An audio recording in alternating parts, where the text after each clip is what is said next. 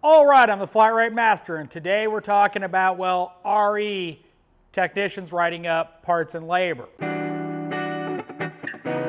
There was a lot of, well, comments on that video, and so I figured I would address some of the stuff I didn't talk about in the video and kind of elaborate a little bit. All right, first off, my computer. It's fine. It is one of the original PCs that the boss bought when he opened the shop. It still does fine. I, however, did not want to install a recording program on it to screen capture my screen because that's my work computer, and if something screws up on it, the boss has got to replace it. He's got to resync everything, fix it, and I got to put all my stuff back on it. So I would rather not take the chance of putting something on there that might crash my system. Computer runs fine. It has nothing to do with anything like that. It just was, I didn't want to have something happen where I couldn't use my computer for work. So remember, the boss lets me film here at night, so let's not, cost him money on, equipment. So getting on, what do the service writers do if they're not doing parts and labor? Talking to customers and selling. Literally, that's what they do. They can concentrate on, instead of, working on estimates, instead of working on the, parts, labor, and missing labor charges. That's one of the things I did not mention. If you ever work for a service writer that doesn't look at the, if it's got a skid plate, it's add 0.3, or, remove intake, but the intake pays 3 hours and the thing you have to take the intake off to do pays 2.3? Yeah, I don't think so. One of the benefits is, as the technician looking up the labor, I can go, wait a second, that doesn't make sense. Let me adjust the labor for what the job actually entails. I've got a truck sitting right behind me, which is why I mentioned an intake manifold off, and I forget exactly what the hours were. To pull the intake pays more than to do the knock sensors underneath the intake. Now, if a service writer had been writing that up, he would have just looked up knock sensors, punched it in, and I would have gotten shafted. That's a huge benefit to the technicians looking up the labor, because we catch stuff like that. I've got to do what to do that? If you've ever done a 0.5 Lexus belt tensioner and done it in 0.5, amazing, because the air compressor that comes out that bolts to it pays like 2.5. But that's my point, is that's the big advantage of it, is as a technician we can go, that doesn't make sense, let's look at some other labor times. So we catch that. So we make money as flat rate technicians, and the shop makes what they should make, because if you figure, let's just say 0.5 is lost on this ticket, 0.5 is lost on that ticket. Well, that adds up for everybody's pocket. Parts acquisition. If it's not easily found on WorldPack or other part suppliers or RepairLink, if it's more difficult than a search on those services, and if you got to pick up the phone and call the dealer, that gets kicked up front to the service writer. Getting back to the service writers, they have to deal with the customers. I don't want to deal with customers. They also have to get all the information from the customers that I need to diagnose the car correctly. Trust me, our service writers stay busy. They're not sitting there playing games on their phone. They're coordinating, answering the phone. They stay busy. How much time does it really take, One of the comments was, oh, 3 hours, screw that, I'm not doing that. Everything's automated. It really takes a little, for most jobs, it literally takes a couple extra minutes to price out a ticket. Now, keep in mind, we don't price out the ticket.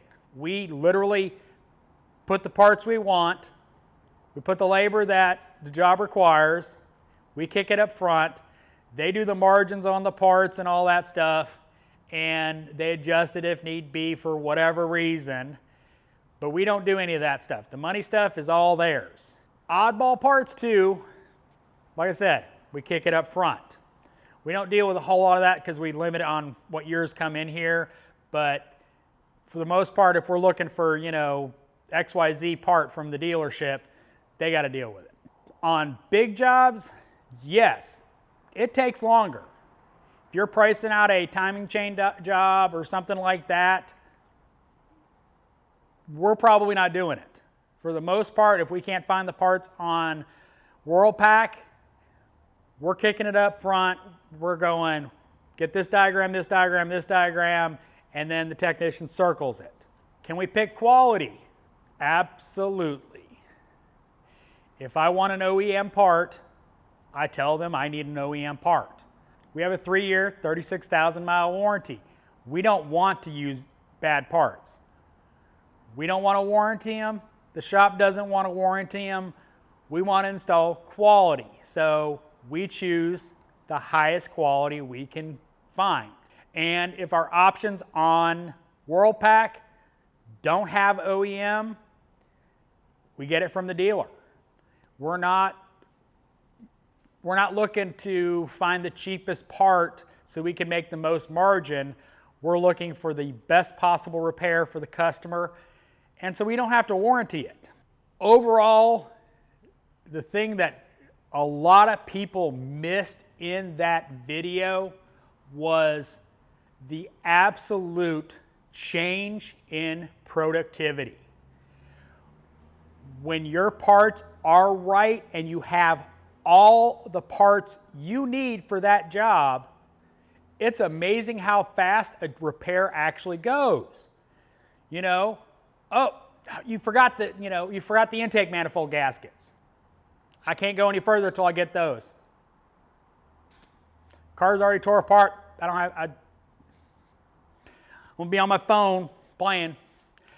That's my point, is the difference in technician productivity is well outweighed by the time it takes to write those tickets.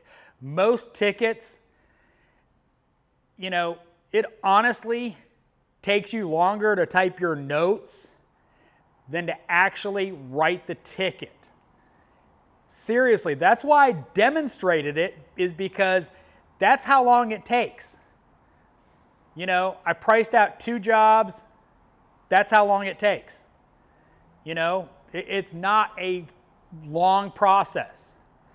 And it cuts out a lot of the, let's be honest, if you're using a paper RO, you write your notes on that RO, scribbled in,